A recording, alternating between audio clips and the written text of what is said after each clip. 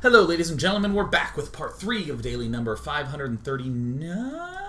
Yes, where we learn to be a better gamer. If you were watching in the archive, then you're probably shocked that the recording suddenly, abruptly ended. That's because everything crashed. I don't know why it crashed, but it did. So we're going to begin part 3 just by looking at the end of that game, which is just not a lot of gameplay time left. We had this Oracle bop into the back of his base. It was killed off.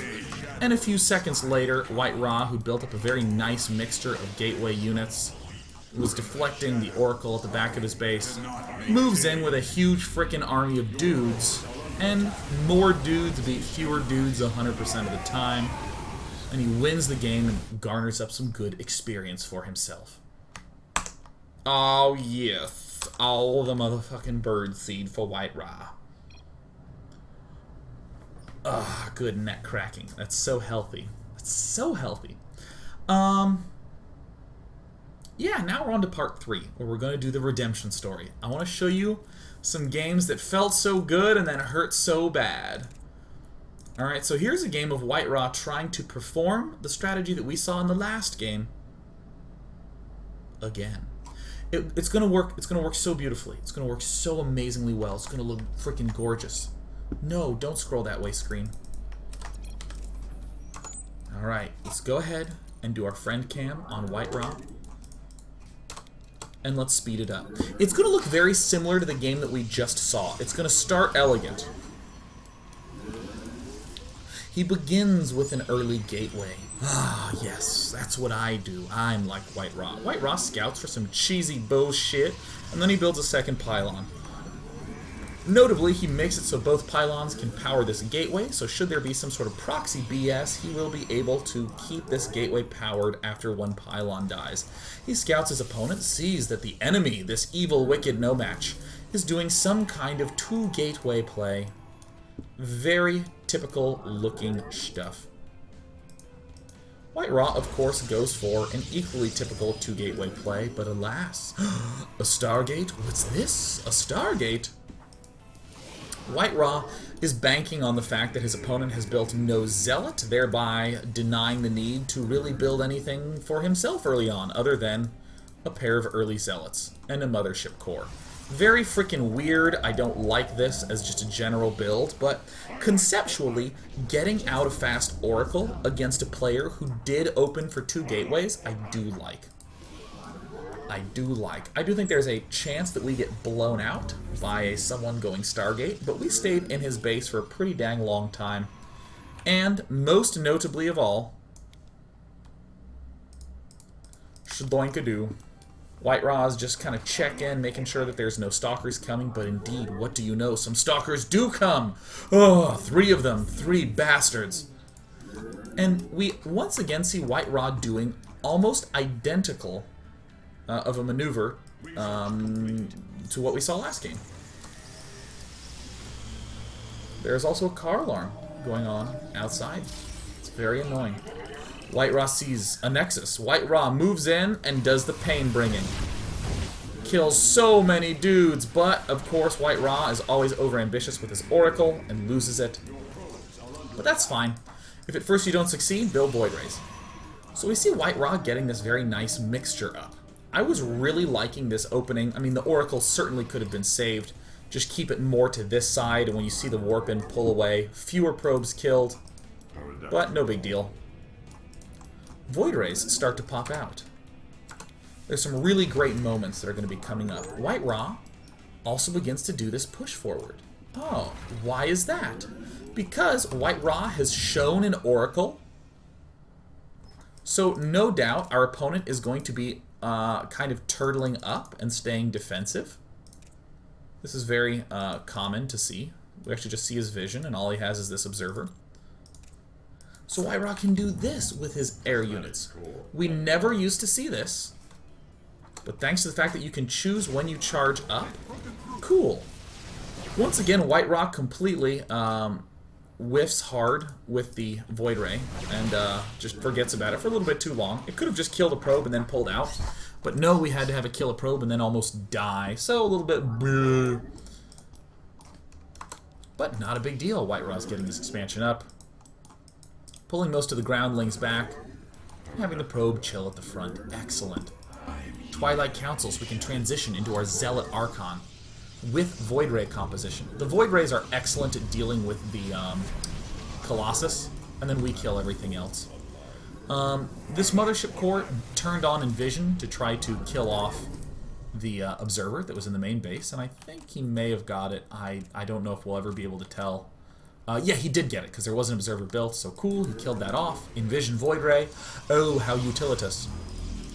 And now White Ra is really ramping up. Still sending in some of those scouting phoenixes with hallucinations, sees an ideal opportunity to attack.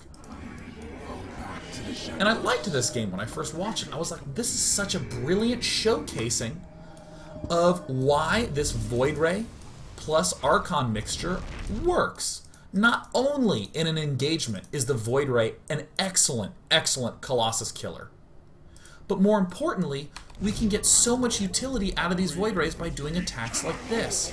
Charging up, just annihilating these things. Now watch this. Here, I think, is one of the most critical moments of education that we'll ever learn. Are you ready? I think it's really important. This is a super, super subtle but interesting thing to note. T for Envision does not recall your units. So right now, when White Ra wants to recall, he turns on Envision. There's Envision. And he loses almost everything. Okay, cool. Alright, sweet. For any of you who have not been playing the beta constantly, the hotkeys are changing all the time. Like right now, the hotkeys on the Mothership core are: to turn your Nexus into a cannon, it's F. To recall is R. And then to turn on Envision is T. So, of course, you'll probably note right off the bat, this spells fart on the bottom. That's actually the first thing I noticed because I'm a 12-year-old. But I think that it is understandable and excusable that White Ra lost so much there because, I mean, clearly he's like clicking and trying to get it to work right. But there's no T in Envision, but that's what it is. But we can see that White Ra is in this nice position. He's ahead in bases. He's at like 2.2 bases. He moves in here. He's going to do a freaking ton of damage. And like right now, you can easily hit recall right now. Actually, have hit it earlier and have lost maybe one, but instead lost a lot. Still did a lot of damage. I mean, it's just astronomical the amount that White Ra actually lost there. So that sucks. That totally sucks, but no big deal. We have this very nice setup. We're actually getting yet more gateways. I like this composition.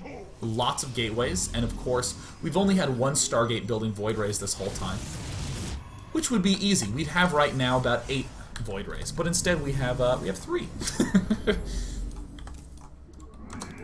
And because our Void Rays are very mobile and being aggressive and poking around, we do have the opportunity to take more watchtowers. And look, another really nice opportunity to do some damage, having a DT move up here, having this Void Ray move up here, and once again, R is the button for recall.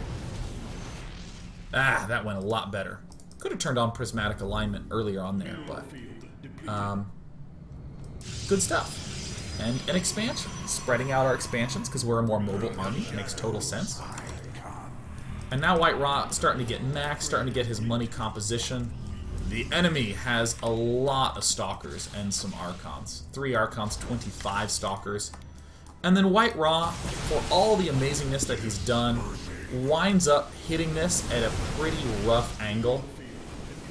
Everything is not really together. The Archons and the Sentries just get obliterated. They're nowhere near the remainder of the units. We're down like 5 Void Rays unnecessarily. And even then, it's still such a close fight.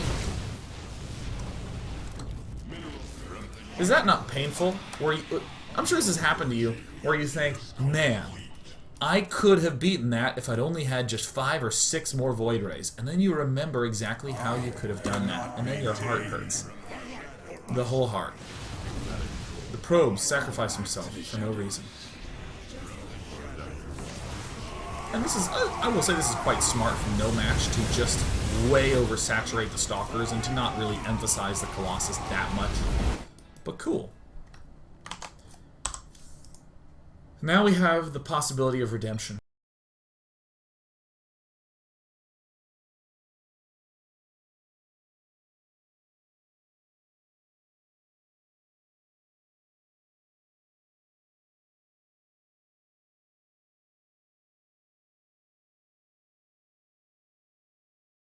Alright, I can actually tell you, hopefully it's back. Hopefully it's back right now. If you hear this, give me a 1. But one of the reasons that, yeah, now I'm getting some 1s. Excellent. The reason that happens is that when you close out of a replay, for some reason, every now and again, it just completely kills off everything your processor was doing. So, I guess that happens. Now, see, in that game, we had this painful, brutal experience where we would say to ourselves, ah, but White Ra, you could have won, man.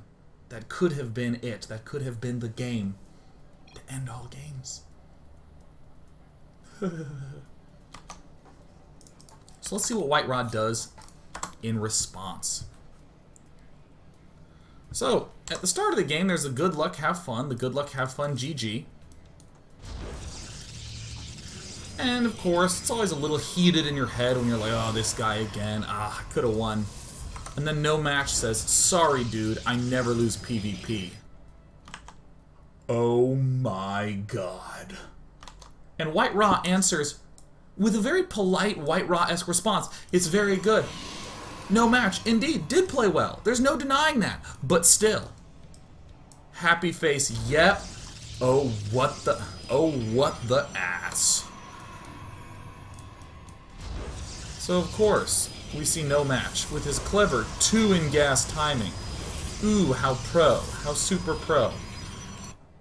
And of course, Probe moving out from White Ra, getting to do a little bit of scouting.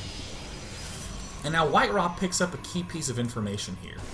He sees that his opponent is Protoss. So White Ra does what any other Protoss would do, and he just goes for a frickin' 4-gate. Alright, cool, excellent. Nice, good, fantastissimo. Pylon's gonna be going down. White Ra. Let's go ahead and go to the White Ra camp, shall we? Fantastic. The true story of redemption happens now. Double probe up in this bitch. A little bit of micro goes down. A little bit of pain goes down as 2 probes get hurted. Get hurted quite badly. Warping of all them stalkers. Alright, cool. This is actually an interesting little fight. Because No Match has been having to build out of these 2 warp gates, so his 3rd one is delayed, especially because he built this mothership core. But keep in mind, he will be able to get this photon overcharge in 40 seconds. More like, what is that? That's 25 energy, so 50 seconds. In 50 seconds, he'll be able to do it. So White Ra, no, excuse me. White Ra now has the opportunity to try to deal as much damage as he can. As much as that may be. 1 Zealot, 2, 3 Zealot. I dare say 4 Zealot. Getting right up in there. Trying to kill stuff off. And remember, oh, there, 50 seconds passed, so boom, all of a sudden the Nexus is in photon overcharge mode. And it's time to run away. Now, here's an interesting concept. In this position, No Match should take this mothership core and sacrifice it. So that way he can rebuild a mothership core which starts with 50 energy instead of 0 energy, and then he'll be able to photon overcharge faster. That is an important bit of information. If you're really panicking defensively, sack the mothership core to get another mothership core, so that way you can get a faster Nexus cannon. But fortunately, that doesn't happen. So let's go ahead and see this. Meanwhile, back home, it's a 4-gate base.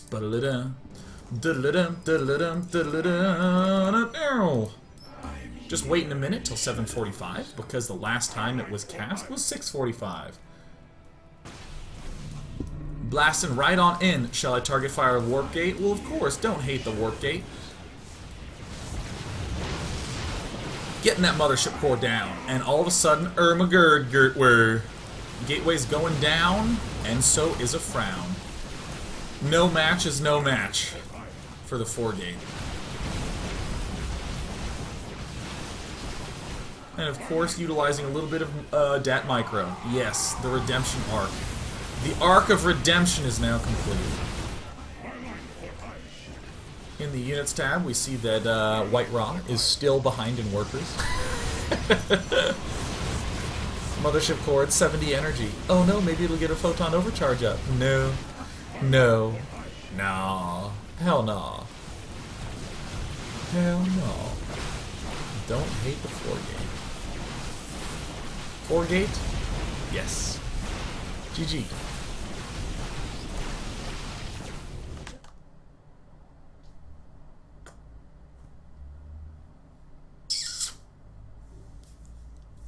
This is what I want to do.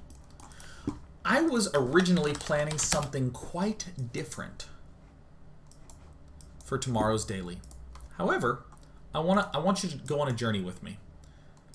If you head on over to day9.tv, which is here at day9.tv, and you click on this next daily, this is the one happening tomorrow. If you could please give me games of you doing Reaper-based strategies. Reaper-based strategies. Because the Reaper now doesn't require a tech lab, the damage is a little different, it's stupid fast. I would love it if you did, for me, some Reaper-based strategies. And just post them right here. Post them right here, just respond in a comment. People are suggesting things like, can I get Dragon on the show? Considering I have 24 hours to do that, I cannot do that, tragically. But for this show, if you could just do me the favor of submitting Reaper-based plays. So in fact, you'll just see me edit this right now. Oops. Reaper, new Reaper plays in HotS. For today's topic, please post replays of you trying out the new Reaper in this very thread. I'll download them and use them in the show. For any who didn't know, the Reaper has been completely changed in yesterday's patch. Actually, in the January 9th patch. It doesn't require tech lab. It starts with nitro packs. It does slightly less damage, and it doesn't have combat awareness to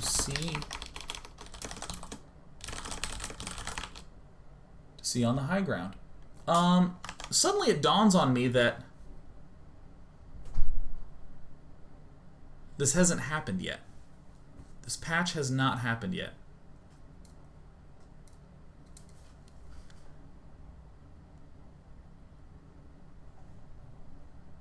Suddenly it dawns on me that this patch hasn't happened yet.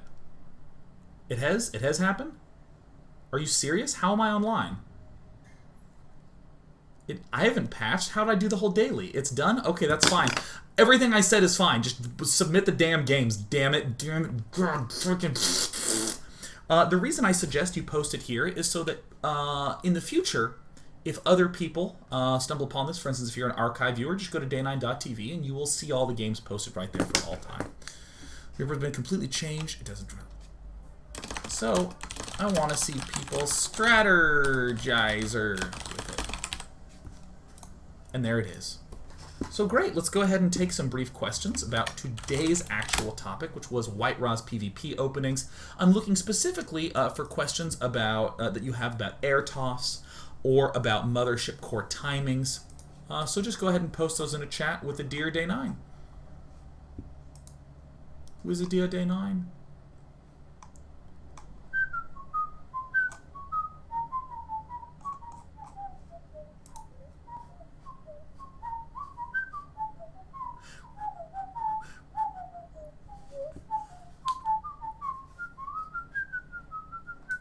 here's a great question.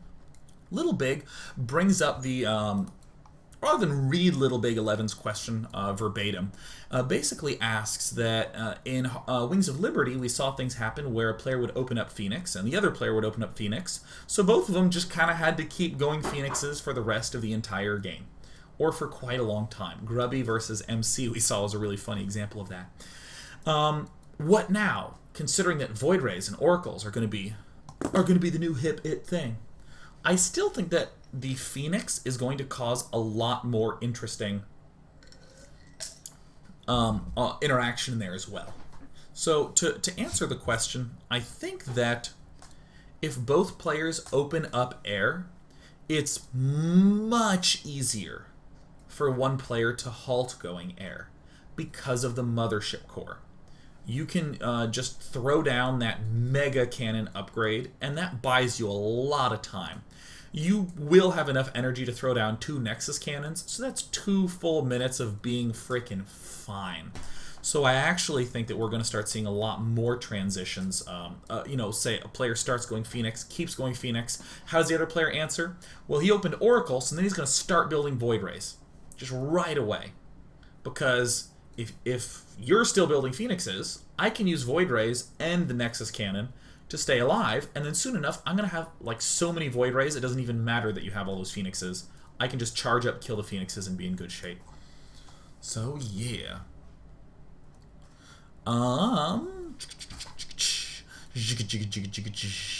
Disturbed Dom 3 says, Day 9, with the changes to Mothership Core and Oracle, i.e. the swap between the Envision and the Time Warp, do you foresee a complete change from Robo to air toss heavy builds in late game Protoss play? I actually don't. I think that No Match provided an amazing example of just going for Robo and gate builds and worked fine. Excuse me. I really genuinely do not think that you need to have air toss in this game. Another really good example of it was BabyKnight getting just picked apart by Phoenix Oracle in that game. In the... Damn, I can't remember the map name. But it was in the second game that we watched in part 2. It was just wrecked apart, but because he just stayed focused and just built gateway units, he just overran the front. So I actually think that it's going to create more possibilities as opposed to cut it out. Let's just take one more. I don't think that PvP is going to be the new metagame. I don't think so. HotS says, Day 9. The other guys had a ton of trouble with White Raw's Oracle Harass. Why not put down a cannon? Would that be able to repel the Oracle? What do I think about that? I actually don't like cannons so much against an Oracle player. That was fun to do. I don't know why I did that. I don't think it's that fantastic because the oracling player can just see, oh, you built cannons, cool, and probably instantly expand again. I'm trying to think if that seems totally workable, actually. In general, the reason a player cannot... In Wings of Liberty, the reason that it's good to build cannons if you see Phoenixes is that you can get the upgrade. You know you're going to stay defensive anyways. And Phoenixes are really not all that great when everything's said and done in the end game. If you build like 5 or 6 Phoenixes, you really need to be building a lot of Immortals and Zealots on the ground. A whole lot of stuff.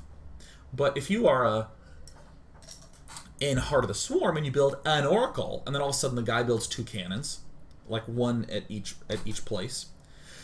Well, great. I, as the Oracling player, I already started building Void Rays, so I know you're really not going to have that much, so I'll just expand again. Or I'll just get a good look into your base, sort of see what's going on there, and then I will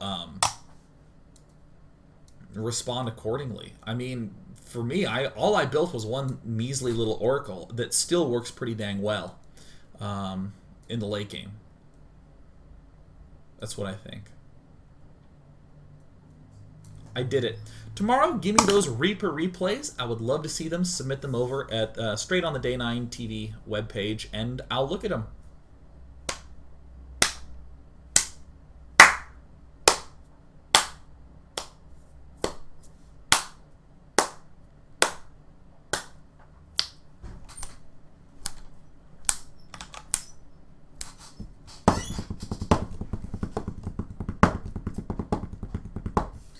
Oh, speaking of stories, I'll be doing, I'm starting up a show that I call Day 9 Storytime.